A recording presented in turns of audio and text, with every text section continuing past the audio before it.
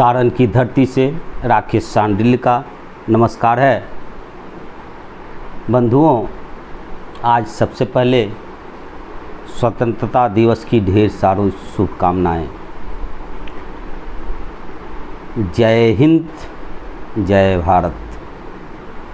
तो आइए आज चर्चा करते हैं। सबसे पहले मुख्यमंत्री का अभिभाषण आप लोगों ने सुना होगा झंडोत्तोलन के बाद। उसमें बहुत से बातें महोदय ने किया, लेकिन मुख्य रूप से आपका अंश और आपके विषय में 3 मिनट 16 सेकंड उन्होंने जो बात किया है उस पर मैं चर्चा करने जा रहा हूं। सबसे पहले तो ये जान लीजिए कि बहुत से लोग लगभग 15-20 दिन से ये दावे कर रहे थे, आपके इलेक्ट्रॉनिक मीडिया में धूम मचाया गया था, गारंटी लोग दे रहे थे, बहुत से लोग मीडिया वाले, कि 15 तारीख तक ये घोषणा होगी, 15 तारीख को वो घोषणा होगी, 15 तारीख को ये सब चीज़ मिल जाएगा, ये मिल जाएगा, वो मिल जाएगा। क्या मिल जाएगा? भांति मिलेगा, घोड़ा मिलेगा। और मैंने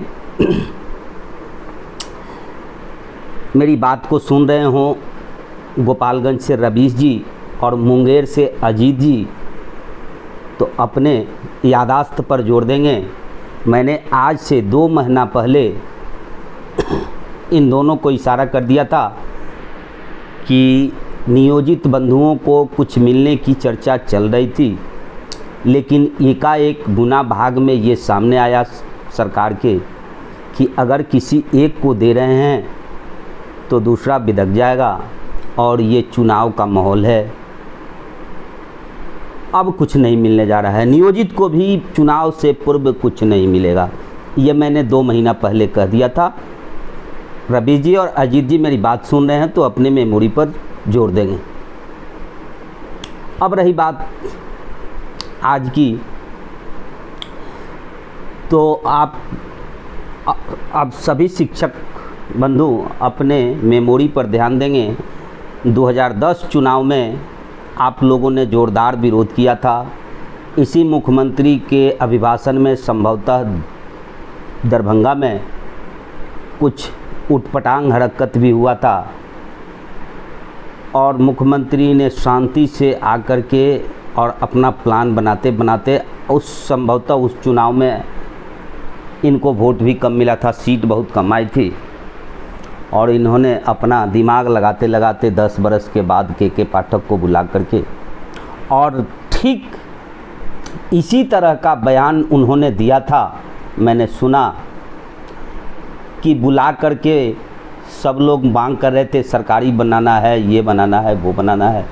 तो मैंने कहा कि ये शिक्षकों को भी थोड़ा सा देख लीजिए। आपको याद होगा ये भाषा मुख्यमंत्री का, कहीं सुने होंगे आप। और उसके बाद ही आपसे बदले की भावना जागृत हुई, और अभी विशिष्ट और नई बीना सिंह पोच की बहाली की शुरुआत हुई। ठीक ऐसे ही आज मुख्यमंत्री ने अपने 3 मिनट 16 सेकंड में जो चर्चा किया है उस पर गौर से, बहुत गौर से आप लोगों ने सुना होगा, लेकिन बहुत गौर से नहीं सुना होगा। एकदम ध्यान केंद्रित करके सुनिएगा। मैं उसको बार बार सुना हूँ और मुझे बड़ी विचित्र इशारा नज़र आया। 24 नवंबर वर्ष 2005 को हमारी सरकार बनी थी। पहले बहुत कम स्कूल था, शिक्षकों की काफी कमी थी, और जिसके कारण स्कूलों में ठीक से पढ़ाई नहीं होती थी। तो बड़ी संख्या में नए स्कूल खोले और नियोजित शिक्षकों की बहाली हम लोगों ने की। वर्ष 2023 में बिहार लोक सेवा आयोग द्वारा 2,56,000 सरकारी शिक्षकों की बहाली की गई है। अब हम लोगों ने फिर बढ़ा दिया। अब पहले जो था 2006 में हमने कहा था कि नहीं आप ही लोग बहाल करिए, तो उसकी संख्या रही है 3 लाख बने, उसके 68,000। तो नियोजित शिक्षक बने। अब जिसमें अब उसमें जो हम लोगों ने सब क्रूआ किया, तो 3 लाख जो 68,000 वाली थी, उसी में से कुछ लोग लोक सेवा आयोग में पढ़ाई दी तो शामिल हुए, तो उसमें 28,976 सरकारी शिक्षक बन गए। तो जो हमने कहा कि 2,58,000 उसमें ये भी शामिल हो गए। तो इसलिए 3 लाख जो 68,000 था वो हो करके अब 3,39,000 और 24 नियोजन शिक्षक शेष बचे।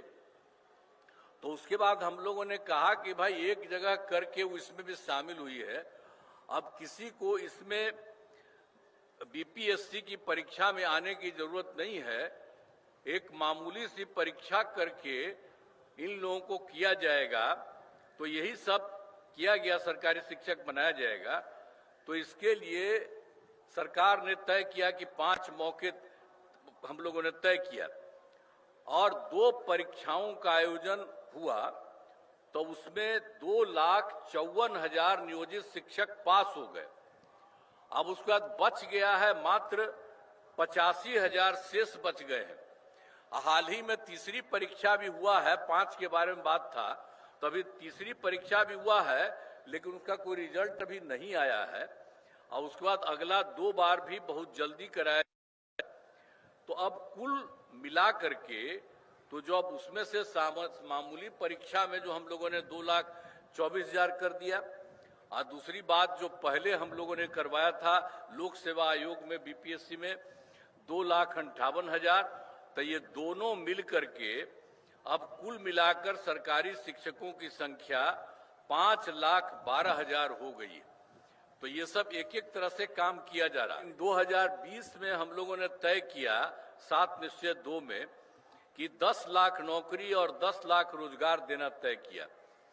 लेकिन आपको बता दें कि अब 10 लाख नौकरी वाला काम हो चुका, तो अब हो रहा है कि धीरे धीरे बढ़ेगा तो एक लगभग 12 लाख भी हो जाएगा। उन्होंने कहा कि 2005-24 मंथ याद नहीं आ रहा है हमको को सरकार आई, उसके बाद शिक्षकों की कमी थी, नियोजित शिक्षकों की बहाली हुई। उन्होंने ये भी इशारा कर दिया है, उन्होंने स्वीकार किया है कि नियोजित शिक्षक अपने कर्तव्य का निर्वहन बड़ी कर्मठता से किए हैं और उनका प्रतिष्ठा बचाए हैं अगर तो नियोजित शिक्षक ही, जिसमें सभी शिक्षक शामिल थे, अभी के विशिष्ट शिक्षक भी उसमें शामिल थे। उनके झंडा को ऊपर किया है अगर तो नियोजित शिक्षकों ने उनकी लाज बचाई है। इस सरकार का साथ नियोजित शिक्षक दिए हैं पग पग पर, लेकिन मुख्यमंत्री को थोड़ा सा कहीं न कहीं कष्ट हो गया कि उनके सभा में अभद्रता और इसके बाद आईन चुनाव में धोखा देना शिक्षकों का उनको खल गया, जिसका संभवतः, गारंटी मैं नहीं दूंगा, बदला वो ले रहे हैं। अब ऐसा क्यों हुआ, ये चीज़ तो आप लोग मानते हैं कि यहाँ तक लाए थे, यही लाए थे, लेकिन ये उग्रता थोड़ा सा अच्छा नहीं लगा। खैर, जो हुआ तो हुआ। क्यों हुआ इस पर आप लोग भी विचार कीजिएगा कि किसके उस्कावे पर आप लोगों ने किया, ये कदम उठाया, और भविष्य में ऐसी गलतियां आप लोग नहीं करें, मेरा ये आपसे आग्रह है। तो मुख्यमंत्री ने क्या इशारा किया, आगे चर्चा मैं कर रहा हूं कि 10 लाख बहाल नौकरी और 10 लाख रोजगार का वादा था, सो 10 लाख से पार करने लगा तो 12 लाख हुआ। तो इसी शिक्षकों में से सरकारी नौकरी में 5.5 लाख के आसपास में वो गिना रहे थे। एक शब्द बड़ा विचित्र उनका लगा हमको। विचित्र ये लगा कि ये चीज़ तो आप लोग जानते हैं कि वे जो कहते हैं करते हैं, और कुछ बातें इशारे में जो कहते हैं उसको तो वे अवश्य ही करते हैं। जैसे कि पूर्व के उन्होंने अपने बात में बोला था कि इन शिक्षकों को थोड़ा सा देख लीजिए, तो दिखवा रहे हैं। इससे स्पष्ट हो गया आपको। और आप लोग जो भ्रम में हैं अभी भी, आज उन्होंने क्या कहा है बार बार आप भी देख लीजिएगा कि मैंने कहा, और मामूली परीक्षा का चर्चा उन्होंने 3 बार किया है। आज बड़ी जोर दे करके कहा है, इसलिए हमको शक हुआ कि आखिर ये बोल क्या रहे हैं, तो पीछे हटा करके मैंने देखा है। 3 बार मामूली परीक्षा पर जोर दिए कि मामूली परीक्षा लेकर के और सरकारी नौकरी, सरकारी शिक्षक बनाया गया और बनाया जा रहा है। उसके बाद मामूली परीक्षा के बाद इनको किया जाएगा। आप भी जाकर के देख लीजिएगा, या मैं उस क्लिप को चला रहा हूं, गौर कीजिएगा। उन्होंने इशारा किया कि मामूली परीक्षा लेकर के सरकारी शिक्षक बनाया जाएगा, इसके बाद इनको किया जाएगा। अब किसी को इसमें बीपीएससी की परीक्षा में आने की जरूरत नहीं है। एक मामूली सी परीक्षा करके इन लोगों को किया जाएगा। इसमें बहुत सी बातें छुपी हुई है। किया जाएगा के बाद उन्होंने बहुत सी बातें छुपा ली। उसमें बहुत सी बातें आ सकती है। सेवा को निरंतर किया जाएगा, कि छटनी किया जाएगा इनका, कि और भी कुछ भाषाएं होती है भोजपुरी में जिसको कहा जाता है। अब आप अपने से एक्सेप्ट कर लीजिएगा कि क्या किया जाता है। कुछ भोजपुरी की भाषाएं हैं जिसको मैं चर्चा नहीं कर सकता हूं, लेकिन मेरा दिमाग चटक गया कि आखिर ये इशारा किस ओर कर रहे हैं। और आप लोग यही हमेशा बोलते आए हैं, जो विशिष्ट शिक्षक हैं, अपने घमंड पर कि हम लोगों की संख्या बहुत है, हम लोग दीवार तोड़ देंगे। क्या इस अभद्र भाषा का असर आपकी भाषाएं वहां तक नहीं पहुंचती है? आप जो बोलते हैं वो भाषाएं उनके तक नहीं पहुंचती है। तो मेरा जब औकात पहाड़ नापने का नहीं रहेगा तो मैं क्यों ललकारूंगा? और आपको ये पता होना चाहिए, जब सभी शिक्षक मिलकर के 10 में उनको औकात दिखाने का चैलेंज कर दिए, तब आप कुछ नहीं कर पाए। अब कितना है? अब तो छिन भिन कर दिए गए, छीट दिए गए। तो अब ये उदंडता की भाषा से अच्छा है कि प्रेम की भाषा से उनसे कुछ लिया जा सकता है, या फिर किया जाएगा शब्द का विश्लेषण आप लोग करते रहिएगा कि क्या किया जाएगा। अब आगे उनकी भाषा को समझ पाना सबके बस की चीज़ नहीं है। मैं तो यही कहूँगा। आगे कुछ चर्चाएं जो आपके नेताजी लोग पानी पी करके जो गारंटी दे रहे थे, अंतिम चेतावनी दे रहे थे कि अगर 15 तारीख तक सेवा निरंतरता, वेतन संरक्षण की घोषणा नहीं की गई तो इस सरकार को कबाड़ देंगे। अरे भैया, ये शब्द यूज करने की क्या ज़रूरत है? इसमें प्रेम की भाषा बोल करके भी आप अपनी प्रेजेंटेशन कर सकते थे। कहीं इन्हीं भाषाओं का असर तो नहीं पड़ रहा है, और इन्हीं भाषाओं का भुगतना शिक्षकों को तो नहीं भुगतना पड़ रहा है। कभी सोचा है आप लोगों ने? और सरकार के दिमाग पर तो क्या पड़ता है असर, वो अलग चीज़ है। आपके इन भाषाओं का आम जनता पर क्या असर पड़ता है, उनके दिमाग में आपकी क्या छवि बनती है जनता के बीच में, कभी इस पर भी विचार किए हैं? नहीं किए हैं। आगे कीजिए। अपनी प्रतिष्ठा बचानी हो तो अपनी भाषा को पहले कंट्रोल कीजिए। ये अलग बात हुई कि हमारी संख्या है, हम लड़ के ले लेंगे, हम ज़बरदस्ती ले लेंगे, हम कॉलर पकड़ के ले लेंगे, ये सब कौन भाषा हुई? इन्हीं भाषाओं का प्रयोग कर कर के इतने शिक्षक को आप लोगों ने महाजंजाल में फंसा दिया और बाकी बचे नियोजित को भी फंसाने के फिराक में आप लोग हैं। तो अब नियोजित फंसने वाले नहीं हैं, नियोजित बहुत ही सतर्क हो गए हैं।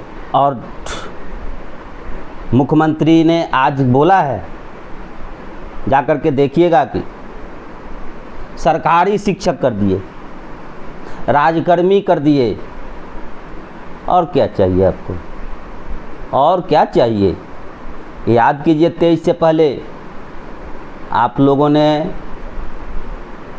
नारा दिया था, एक ही मांग है हमारी, नौकरी करो सरकारी। इस टाइप का हम सुने हैं, इसलिए कंफ्यूज कर रहे हैं कि आप लोग का नारा क्या था। तो वो कर दिए। अब ये आप लोग चेतावनी क्यों दे रहे हैं? मुख्यमंत्री या सरकार ये भी नहीं बोली कि नहीं आप हर हाल में आपको ये करना ही है। ये पूर्णतः स्वैच्छिक है, सरकार की इसमें कोई गलती नहीं है। आप लोगों ने या तो उस पहलू को इग्नोर किया, कभी सोचा नहीं गौर से कि हम क्या कदम उठाने जा रहे हैं, आखिर ये क्यों हो रहा है। आप लोगों ने नियमावली का अध्ययन किया नहीं। आपके पक्ष में जो संघ संगठन वाले बोलने वाले थे, वे लोगों ने कभी इसके महीन पहलू पर चर्चा नहीं किया, सिर्फ यही चर्चा किया कि इसका विरोध करना है, सक्षमता का बहिष्कार करना है। क्यों करना है? कभी ये आप चर्चा किए होते तो शायद ये दिन देखने को नहीं मिलता और एक भी शिक्षक सक्षमता का परीक्षा नहीं दिए रहते, तब सरकार औंधे मुँह गिर जाती और खुद अपना निर्णय बदलना पड़ता। और इसी परिस्थिति में, जिस परिस्थिति में हैं, आपको राजकर्मी का दर्जा देना पड़ता। सरकार बार बार कह रही थी कि कानूनी दावपेच है, कानूनी अड़चन है। आप लोगों ने भी सुना होगा, लेकिन कोई कानूनी अड़चन नहीं है। नियोजित को राजकर्मी बना देने में, एब्जॉर्ब कर लेने में, एमालगेमेट शब्द होता है, उसको एमालगेमेट कर लेने में कोई अड़चन नहीं थी। कोई कानूनी प्रक्रिया नहीं अपनानी थी, कोई कानूनी दावपेच नहीं करना था। लेकिन आप लोगों ने महीन चीज़ों पर ध्यान नहीं दिया कि ये नई नियुक्ति, और यहाँ भी आपका दिमाग नहीं खटका कि नई ज्वाइनिंग हो रही है और रिजाइन एनओसी का खेल खेला जा रहा है। 2024 नियमावली में भी आ गया कि आप वापस नहीं जा सकते हैं। इसके बाद भी आप लोगों ने सतर्कता नहीं बरती, अपना पैर नहीं खींचा। आपको एक ही घमंड था, अपने शिक्षक नेताओं पर ये घमंड था कि हम लोग दीवार तोड़ देंगे। तोड़वाइए दीवार। कहाँ चले गए? कहाँ चले गए आपके शिक्षक नेता? इसलिए हवाबाजी पर घमंड नहीं करना चाहिए। और कहा गया है कि भगवान को घमंड ही भोग लगता है, तो घमंड की भाषा नहीं बोलनी चाहिए। आप लोग को एक ही घमंड था। मैं भी कई शिक्षकों से सुना था बात करते समय, वे लोग बोलते थे कि हम लोग की संख्या बहुत है, और बहुत तो शिक्षकों को, नियोजित शिक्षकों को ये कह करके बरगला दिया गया कि हम लोग की संख्या बहुत है, आप लोग की संख्या कम है।